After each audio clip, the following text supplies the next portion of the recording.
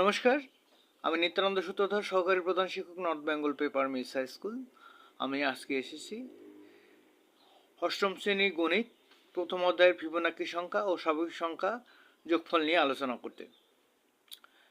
Fibonacci সংখ্যা কাকে বলে সেটা আগে আমরা বলে নিই যে পরপর দুইটি সংখ্যার যোগফল পরবর্তী সংখ্যার সমান হলে তাকে ফিবোনাক্কি সংখ্যা বলে। আমি আবার বলছি, পরপর দুইটি সংখ্যার যোগফল পরবর্তী সংখ্যার সমান হলে তাকে ফিবোনাক্কি সংখ্যা বলে। যেমন 0, 1, 1, 2, 3, 5, 8, 13, 21, 34। লক্ষ্য করলে দেখা যায় এক পাওয়া যায়, এই এক পাওয়া যায় 0 আর 1 যোগ করলে, 0 যোগ 1 1।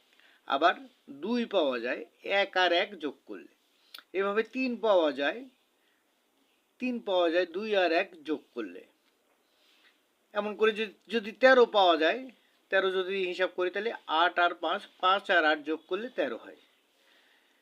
তো এই হচ্ছে ফিবোনাক্কি সংখ্যার বৈশিষ্ট্য, যে পরপর দুইটি সংখ্যার যোগফল পরবর্তী সংখ্যার সমান হলে তখনই ফিবোনাক্কি সংখ্যা হয়। স্বাভাবিক ক্রমিক সংখ্যার যোগফল নির্ণয় করতে তো মনে করি 1 থেকে 10 পর্যন্ত ক্রমিক স্বাভাবিক সংখ্যার যোগফল ক, অর্থাৎ ক সমান কি 1, 2, 3, 4, 5, 6, 7, 8, 9, 10।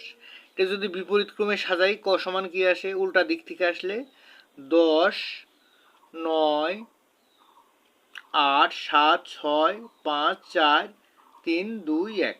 আমরা এটি যোগ করি, যোগ করলে ক আর ক 2 ক, 1 যোগ 10, তারপরে 2 যোগ 9, এবার ডট ডট ডট ডট, এখানে 9 যোগ 2, এখানে 10 যোগ 1। তাহলে 2 ক সমান, এখানে মোট কয়টা সংখ্যা আছে, 10টা সংখ্যা আছে।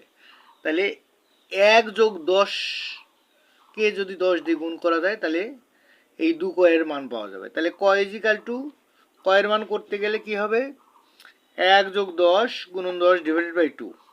এই 2 আর 10 কাটলে 5 হয়, 5 1 55। তাহলে 1 থেকে 10 পর্যন্ত ক্রমিক সংখ্যার যোগফল হচ্ছে 55। এখান থেকে একটা সূত্র পাওয়া যায় যে যোগফল সমান প্রথম সংখ্যা যোগ দ্বিতীয় সংখ্যা গুণন পদ সংখ্যা, প্রথম সংখ্যা যোগ দ্বিতীয় সংখ্যা গুণন পদ সংখ্যা ডিভাইডেড বাই 2। এই গেল স্বাভাবিক ক্রমিক সংখ্যার যোগফল।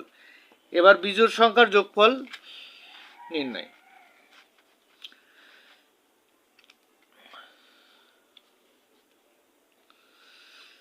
প্রথম 10টি ক্রমিক বিজোড় সংখ্যার যোগফল আমরা দেখি। দেখো 1 যোগ 3 যোগ 5 যোগ 7 যোগ 9 যোগ 11 যোগ 13 যোগ 15 যোগ 17 যোগ 19। এভাবে যদি আমরা যোগ করি তাহলে কি হয়, 100। প্রথম দুইটি ক্রমিক বিজোড় সংখ্যার যোগফল কত হয়, দেখো 1 যোগ 3 4, 4 মানে কত, 2 স্কোয়ার। প্রথম তিনটি বিজোড় সংখ্যার যোগফল 1 যোগ 3 যোগ 5 মানে 9, 9 মানে 3 স্কোয়ার।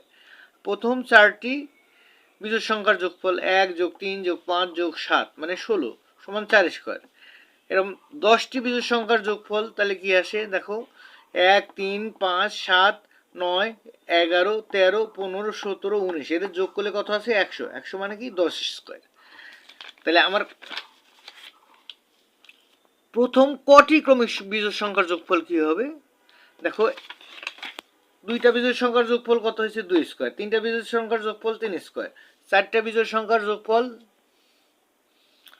4 স্কোয়ার। 10টা বিজোড় সংখ্যার যোগফল 10 স্কোয়ার। তাহলে কটা বিজোড় সংখ্যার যোগফল কত হবে, ক স্কোয়ার। এবার আমরা সংখ্যাকে দুইটি স্বাভাবিক সংখ্যার বর্গের সমষ্টি রূপে প্রকাশ করব। যেমন একটা সংখ্যা নিয়েছি 2, 2 মানে কি 1 যোগ 1, 1 স্কোয়ার যোগ 1 স্কোয়ার।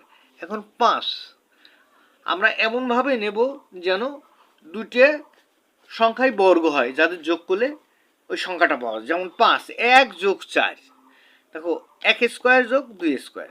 8 মানে কত, 4 যোগ 4, 2 স্কোয়ার যোগ 2 স্কোয়ার। 10 মানে কত, 1 যোগ 9, 1 স্কোয়ার যোগ 3 স্কোয়ার। এবার যদি 50 নেই তাহলে 1 যোগ 49, 1 স্কোয়ার যোগ 7 স্কোয়ার। যদি 65 নেই, 1 যোগ 64, 1 স্কোয়ার যোগ 8 স্কোয়ার। এবার যদি 130 নেই, মানে আমরা বর্গ সংখ্যা নিয়ে নিয়ে দেখব, বিয়োগ করে 130-এর ভিতর বিয়োগ করে দেখব আর একটা বর্গ সংখ্যা পাওয়া যায় কিনা। তো প্রথম বর্গ সংখ্যা কত, 4। 130-এর ভিতর 4 বাদ দিলে কত হয়, 126 বর্গ সংখ্যা হয় না। পরের বর্গ সংখ্যা কত? 9। 130 ভিতরে 9 বাদ দিলে কত হয়? 121। 121 বর্গ সংখ্যা 9 বর্গ সংখ্যা, তাহলে 3 স্কোয়ার যোগ 11 স্কোয়ার। আবার 170, 1 যোগ 169, 1 স্কোয়ার যোগ 13 স্কোয়ার। এইভাবে আমরা সংখ্যাকে দুইটি স্বাভাবিক সংখ্যার বর্গের সমষ্টি রূপে প্রকাশ করতে পারি। আমার ক্লাস আজকের মতো এখানেই শেষ। সবাইকে ধন্যবাদ জানিয়ে আমি আমার ক্লাস শেষ করছি, এবং আমার ক্লাস যদি ভালো লেগে থাকে লাইক, কমেন্ট, শেয়ার ও সাবস্ক্রাইব করে পাশে থেকো। সবাইকে ধন্যবাদ।